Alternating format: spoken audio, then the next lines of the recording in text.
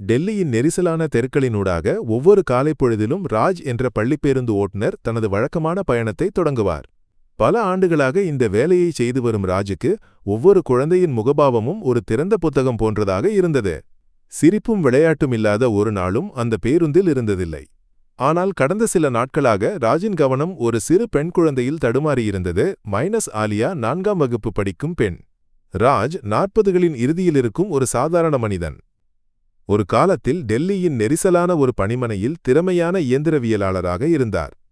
ஆனால் ஒரு வாகன விபத்தில் தனது மனைவியையும் ஒரே மகளையும் இழந்ததும் ராஜின் வாழ்க்கை தலைகீழாக மாறியது.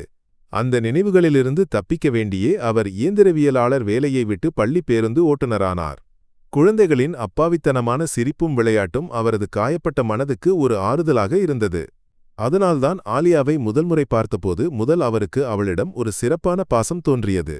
ஒரு பேருந்து ஓட்டுநரின் வேலை குழந்தைகளின் பாதுகாப்பை உறுதிப்படுத்துவது மட்டுமே என்றும் அவர்களின் தனிப்பட்ட விஷயங்களில் தலையிட வேண்டியதில்லை என்றும் அவருக்கு நன்றாக தெரியும். ஆனால் ஆலியாவின் கண்களில் இருந்த பயம், அவளது அமைதியான அழுகை, அது ராஜின் மனிதத்தன்மையான கடமையை தூண்டியது. ஏன் நான் இதில் தலையிட வேண்டும் என்ற எண்ணங்களுக்கு மேலே ஒரு தந்தையின் பாசம் அவரை வழிநடத்தியது. ஆலியா 4ஆம் வகுப்பில் படிக்கும் ஒரு சிறு திறமைசாலி. அவளது கண்களில் எப்போதும் ஒரு வகை பயமும் தனிமையும் நிழலாடியிருந்தது. பள்ளியில் அவள் தனியாக ஒதுங்கிக் கூடியிருந்தாள். ஆசிரியர்களுடன் பேச அவள் பயந்தாள், எப்போதும் பயந்து அலறியது போல தோன்றியது. வகுப்பில் கவனம் செலுத்த அவளால் முடியவில்லை. படிப்பில் அவள் பின்னால் போய்விட்டாள். அவ்வப்போது அவள் கழிவறைக்கு சென்றாள். பலமுறை வாந்தி எடுக்கவே அது. அவளது உள்ளார்ந்த உலகம் பயங்களால் சூழப்பட்டிருந்தது. சாதாரண வாழ்க்கைக்கு திரும்ப வேண்டும் என்ற ஆசை அவளுக்கு இருந்தாலும் ஒரு பயங்கரமான ரகசியம் அவளை தளர்த்தியது. அம்மாவிடமும் பாட்டியிடமும் இருந்த அவளது அன்பு அளவில்லாதது. ஆனால் 2வது தந்தையிடமிருந்த வெறுப்பும் பயமும் அவளை உள்ளுக்குள் எரித்தது. வினோத் வெளியே ஒரு நல்ல மனிதனாக நடிக்கும் ஒரு கொடூரன். கடையில் வருபவர்களுடன் நல்ல உறவு, அண்டை வீட்டாருடன் நல்ல முறையில் பேசுவது, இதுதான் வெளியுலகம் கண்ட வினோத். ஆனால் வீட்டின் 4 சுவர்களுக்குள் அவன் ஒரு பயங்கரன். உன் அம்மாவை நான் கொல்வேன். உன் எதிர்காலத்தை அழிப்பேன். இந்த ரகசியத்தை வெளியே சொன்னால் யாரும் உன்னை நம்ப மாட்டார்கள் போன்ற அச்சுறுத்தல்களால் அவன் ஆலியாவை தந்திரமாக அச்சுறுத்தினான். அவளது அம்மாவிடமிருந்து இந்த கொடூரங்களை மறைக்க அவனால் முடிந்தது. ஆலியாவின் அம்மா கர்ப்பிணியாக இருக்கும்போதும் தனது மகளுக்காக போராட தயாரான ஒரு தாய். மகளுக்கு நடந்ததை அறிந்தபோது அவளது துயரம், கோபம், பழிவாங்கும் உறுதி ஆகியவை தெளிவாக இருந்தன. பாட்டி குடும்பத்தின் வலிமையும் தாங்கும் தோளும் நிழலும் ஆக இருந்தாள். அவளது ஆதரவும் பாசமும் ஆலியாவுக்கு வலிமை அளித்தது. பிரசவத்தை வீட்டில் நடத்த வேண்டும் என்ற பாட்டியின் நிர்பந்தம் அவர்களது குடும்ப பாரம்பரியங்களுக்கு உள்ள பக்தியை காட்டியது. ராஜின் சாதாரண நாளாக இருந்தது அது. டெல்லியின் நெரிசலான சாலைகளினூடாக பேருந்து நகரும்போது குழந்தைகளின் விளையாட்டும் சிரிப்பும் பேருந்துக்குள் நிறைந்திருந்தது. ஆனால் பின்னால் இருக்கையில் தனியாக ஒதுங்கிக் கூடியிருந்த ஆலியாவின் முகத்தில் ஒரு மங்கலான தன்மை தேங்கியிருந்தது. அவள் மெதுவாக அழுவதை ராஜ் கவனித்தார். முதலில் அது ஒரு சாதாரண குழந்தை அழுகை என்று நினைத்தார். ஆனால் நாட்கள் செல்லச் செல்ல அவளது அழுகையின் அடிக்கடி நிகழ்வும் தீவிரமும் அதிகரித்தது. அவள் தனியாக உட்கார்ந்து தேம்பி அழுவது ராஜின் மனதை வெகுவாக அமைதியிழக்கச் செய்தது. ஒரு நாள் பேருந்திலிருந்து இறங்கும்போது ஆலியாவின் பையிலிருந்து ஏதோ ஒன்று கீழே விழுந்தது. ராஜ் அதை கவனிக்கவில்லை. பின்னர் பேருந்தை சுத்தம் செய்யும்போது இருக்கையின் அடியிலிருந்து ஒரு சிறு மாத்திரை உரை அவருக்கு கிடைத்தது. கர்ப்பதடை மாத்திரைகள் என்று அதில் தெளிவாக எழுதியிருந்தது. ராஜ் அதிர்ச்சியடைந்தார்.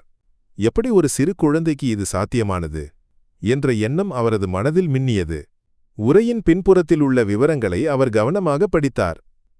அடுத்த நாட்களில் ராஜ் ஆலியாவை அதிகம் கவனித்தார். அவள் பள்ளியிலிருந்து உடல்நலக்குறைவு போல நடித்து முன்கூட்டியே போக முயன்றாள். ஒருநாள் அவளது 2வது தந்தை வினோத் பள்ளிக்கு வந்து ஆலியாவுடன் பேசுவதை ராஜ் பார்த்தார். அவரது பேச்சில் ஒருவகை அச்சுறுத்தலின் தொனி ராஜுக்கு தோன்றியது. ஆசிரியர்களிடமிருந்தோ மற்ற குழந்தைகளிடமிருந்தோ சிறு விவரங்களைப் பெற ராஜ் முயன்றார். அவள் இப்போது அதிகம் பேசுவதில்லை என்று ஒரு ஆசிரியை சொன்னது ராஜின் சந்தேகங்களை வலுப்படுத்தியது. ராஜ் உடனடியாக முதல்வரை சந்திக்க முடிவு செய்தார். மாத்திரை உரையை அவருக்கு காட்டினார். ஆனால் முதல்வரின் நெரிசலும் விஷயத்துடன் உள்ள அவரது அணுகுமுறையும் ராஜை ஏமாற்றமடைய செய்தது. இவையெல்லாம் குழந்தைகளின் விளையாட்டுகளாக இருக்கும் ராஜ். நீங்கள் ஏன் இவ்வளவு தீவிரமாக எடுத்துக்கொள்கிறீர்கள் என்ற முதல்வரின் வார்த்தைகள் ராஜை வருத்தப்படுத்தின. ராஜ் தானே விசாரிக்க முடிவு செய்தார். அடுத்த நாள் பள்ளி முடிந்தபோது ராஜ் ஆலியாவை பின்தொடர்ந்தார். டெல்லியின் நெரிசலான தெருக்களினூடாக மக்களிடையே அவர் அவளை பின்தொடர்ந்தார். அவளுக்கு ஏதாவது நடக்குமா என்ற பயம் அவரது உள்ளத்தில் நிறைந்தது. ஒரு ஆட்டோ ரிக்ஷாவில் அவள் ஏறிச் செல்லும்போது ராஜ் தனது பேருந்தை அதன் பின்னால் செலுத்தினார். ஒரு திருப்பத்தில் காரின் சத்தம் கேட்டு ஆலியா திரும்பி பார்த்தபோது ராஜ் விரைவாக மறைந்தார். ஆலியா ஒரு வெறிச்சோடிய கட்டிடத்தின் முன் இறங்கினாள். அவளுக்கு வயிற்றுவலி வருவதும் வாந்தி எடுப்பதும் ராஜ் பார்த்தார்.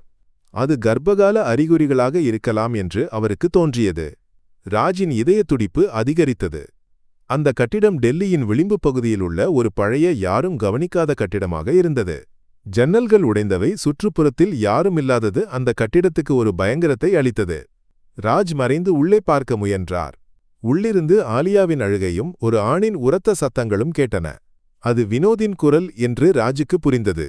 ராஜ் உடனடியாக காவல்துறையை அழைத்தார். அவரது பதட்டம் தொலைபேசியில் தெளிவாக இருந்தது, ஆனால் உறுதி அதைவிட அதிகமாக இருந்தது. உங்களுக்கு உறுதியா? நீங்கள் அவளை தனிப்பட்ட முறையில் அறிவீர்களா என்ற காவல்துறை அதிகாரியின் சந்தேகங்கள் ராஜை மேலும் கோபப்படுத்தின.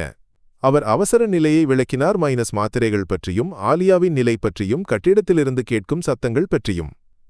காவல்துறை உடனடியாக இடத்துக்கு வந்தது. ராஜின் விவரங்கள் சரியானவை என்று புரிந்த காவல்துறை ராஜையும் கூட்டிக் கொண்டு கட்டிடத்தின் கதவை உடைக்க முயன்றது. உள்ளிருந்து ஆலியாவின் அலறல் இன்னும் உரத்தது. காவல்துறை உள்ளே நுழைந்தது. ஆயுதங்களுடன் அவர்கள் முன்னேறினர். வினோத் ஆலியாவை அச்சுறுத்திக் கொண்டிருந்தான். காவல்துறையை பார்த்ததும் அவன் ராஜை தாக்க முயன்றான். அவனது கண்களில் இருந்த வெறுப்பு பயங்கரத்தை அதிகரித்தது. காவல்துறை வினோதை வீழ்த்தியது. காவல் நிலையத்தில் ஆலியாவை விசாரித்தது. பயத்துடன் இருந்தாலும் அவள் நடந்த உண்மைகளை வெளிப்படுத்தினாள். வினோத் அவளை எப்படி அச்சுறுத்தியிருந்தான் என்றும் அம்மாவிடமிருந்து மறைத்திருந்தான் என்றும் அவள் சொன்னாள். ஆலியாவின் அம்மாவும் பாட்டியும் காவல் நிலையத்துக்கு வந்தனர். மகளுக்கு நடந்ததை அறிந்தபோது அம்மா அதிர்ச்சியடைந்தாள். வலியும் கோபமும் அவரது முகத்தில் ஒரே சமயத்தில் நிழலாடின. பாட்டி வினோதை சபித்தாள்.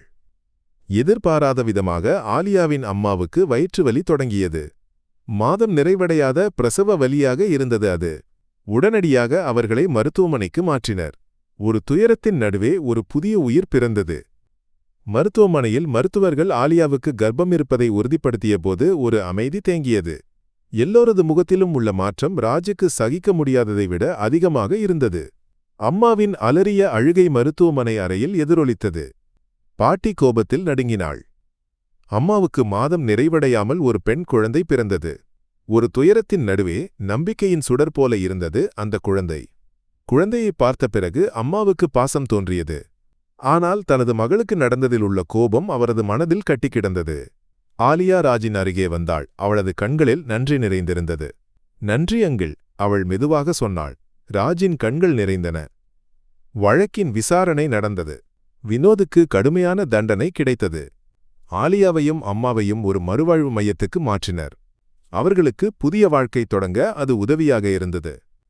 ராஜின் வாழ்க்கையில் இந்த சம்பவம் பெரிய மாற்றங்களை ஏற்படுத்தியது. அவர் ஒரு நாயகனாக அங்கீகரிக்கப்பட்டார். ஆனால் ஆலியா பற்றிய நினைவுகள் அவரது மனதில் எப்போதும் ஒரு வலியாக எஞ்சியது. டெல்லியின் நெரிசலான தெருக்களினூடாக பேருந்தை ஓட்டும்போது ஒவ்வொரு குழந்தையின் பாதுகாப்பை உறுதிப்படுத்துவது ராஜின் வாழ்க்கையில் மிகப்பெரிய பணியாக மாறியது.